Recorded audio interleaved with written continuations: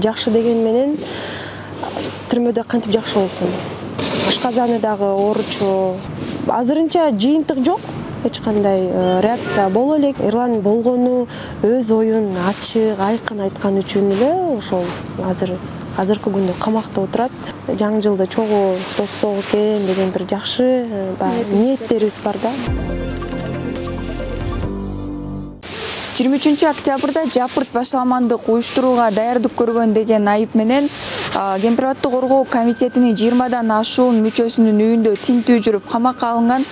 Жакында эле алардын абактагы мөөнөтү 20 февралга чейин узарды. Биз азыр алардын бири активист Эрлан Бекчоронун үйүндө турабыз. Алдыда анын жубайы менен алардын акыбалы, үй бүлөсү тууралуу маектешебиз.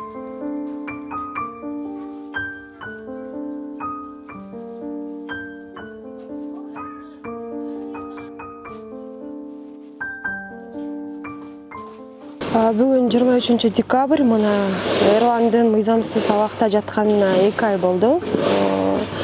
Ушул 2 ай аралыгында биз бүгүнкү күнгө чейин адвокаттан катаркылуу байланышып атабыз да. Буга чейин соттордо көрүшөбүз. Анан бир жолу мүмкүнчүлүк болду. Мен СИЗОго барып Эрлан менен жолукканга. Эми абалыбыз боюнча айтсак, экөөбүз тең эле бири-бирибизге жакшы деп жооп беребиз да. Бирок жакшы деген менен түрмөдө кантип жакшы болсун. Мен жакшы деген менен мен балдарым азыр кичинекей. Ошол өзүңүздөр билгендей эле азыр биз 2 балабыз бар. Кичинекей балдарыбыз, бирөө 3тө, андан кийинкиси 1,5 жашта. Анан азыр ошол өзүңүздөр билгендей эле оору күчөп аткан учуру, мен балдар азыр экөө тең ооруп атышат. Экөөнү ооруканага жеткириш керек, дары-дармектерин алып бериш керек. Чындыгында ушул учурларда аябай эле оор болуп атат да. Эми тууган дос тааныштар келип каралашып турушат, бирок анткени менен ар бир адамдын өзүнүн жеке жашоосу бар. Азыр сиз балдарыңызды карап үйдө элесиз да? Ооба, мен азыр ошол жумушка чыга элекмин. Кимдер каралашып атат азыр? Ким жардам берип атат? Балдарыбыз азыр кичинекей болгондуктан мен жумушка чыга элекмин, үйдөмүн. Буга чейин ошол Эрлан үйдө каражат тапкан жалгыз адам болчу. Дос тааныштарыбыз, туугандар ошол келип каралашып, ошол материалдык жактан дагы көмөктөрүн көрсөтүп атышат. Балдарыңыз азыр садикке барабы? Кызым жаңы гана 3кө чыкты. Ошол бала бакчага берсекпи деген оюбуз бар болчу. Негизи анын ага жетпей эле Эрланды камап салышпады. Улуу кызым Эрланга жакын болгондуктан мындай атасын аябай сагынып, анан азыр бир башкача мүнөздөрү пайда болуп калды да. Ошол мындай жакшынакай жүрүп эле ата деп ыйлап калат, түнкүсүн болсо ыйлайт кадимкидей. Ошо башында аябай чочуп ыйлады да, мен өзүм дагы мындай коркуп кетип аткан күндөрүм болуп атты да, эмне болуп кетти деп. Анан ошол Эрланды сагынып, куса болуп дагы кыйналып атышат чындыгында.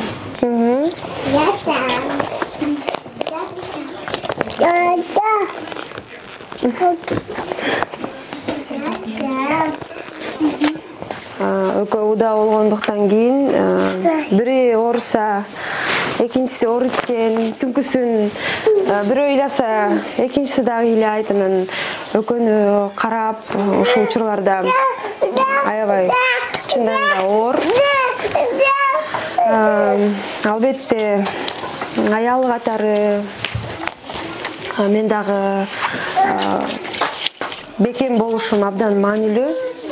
Мен ишенем, Эрлан өзү аябай өжөр, тырышчаак адам. Анан бул келген кыйынчылыктарды ал сөзсүз түрдө ийгиликтүү басып өтөт. Аякы жолу качан жолуктуңуз?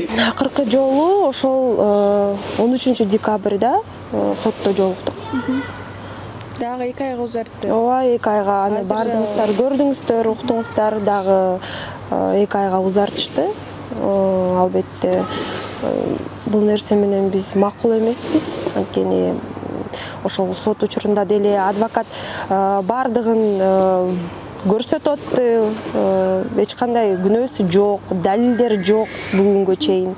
Бирок ошентсе дагы ошого карабай мөөнөтүн узартып коюшту да. Бул, конечно, абсурд.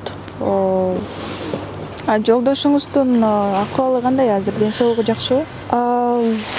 Акыбалы дегенде мен азыр ошол көрүп алып, ошол абакта жаткандардын, ачкачылык кармагандардын сүрөттөрүн көрүп алып, аябай кабатырланып атам. Андан дагы мындай көбүрөөк кабатырланып баштадым да.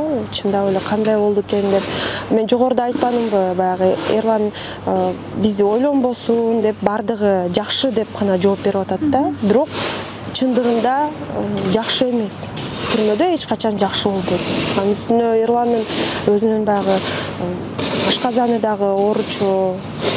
Анан чындыгында биз аябай азыр үй бүлөсү менен, бир туугандары менен аябай кабатырланып атабыз. Жолдошуңузга негизи жапырт башаламандык уюштурууга даярданган деген айып тагылганда, анан дагы үстүнө айыптар тагылып атат деп айтылып атат. Активисттердинчи, бардык укук коргоочулардын. Анан кабардарсызбы ушул боюнча?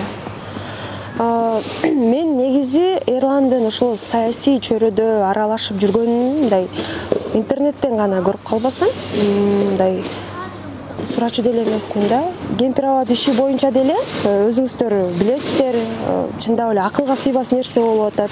Эрланга коюлуп жаткан берене дагы бул чындап эле күлкүнү келтире турган нерсе да, башаламандыкты уюштуруу деген. Мен чындап эле ал нерсе Эрландын оюнда дагы, ниетинде дагы нерсе жок болчу да. Ал болгон ошол Facebook баракчасына болгон бийликке карата сын пикирин, ошол кемпир-аба боюнча дагы оюн ачык жазып аткан. Аны элдин баары көргөн да. Анан ал жерден эч кандай чакырыктарды көрө албайсыздар. Негизи азыр үй камагына чыгарсын деп талап кылып атасыздар да. Бийликтен, президенттен кандай реакция болуп атат? Азыр ошол туугандары ошол нерсени баягы талап кылып атабыз да.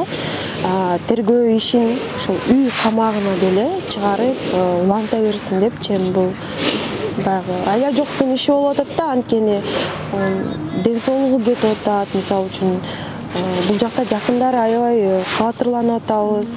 Анан ошол азырынча жыйынтык жок. Эч кандай реакция боло элек. Баягы буга чейин берген интервьюну өзүңүздөр окусаңыздар керек да. Тергөө ишинде ошо канча жолу суракка чакырылды жолдошуңуз? Ошол Эрландын айтуусу боюнча 2 жолу тергөө чакырылыптыр. Бирок ал жакта деле мындай эч кандай көрсөтө турган эч нерсе жок. Анткени мындай далилдер жок да.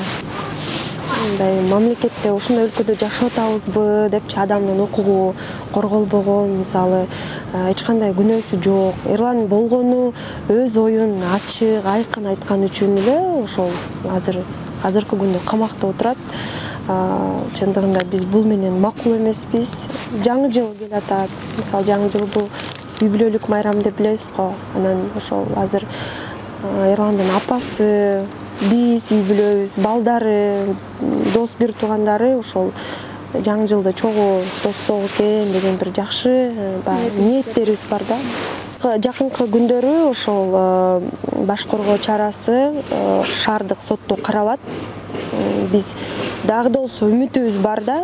Ошол үй камагына чыгарып берсин деген биздин азыркы күндө талабыбыз.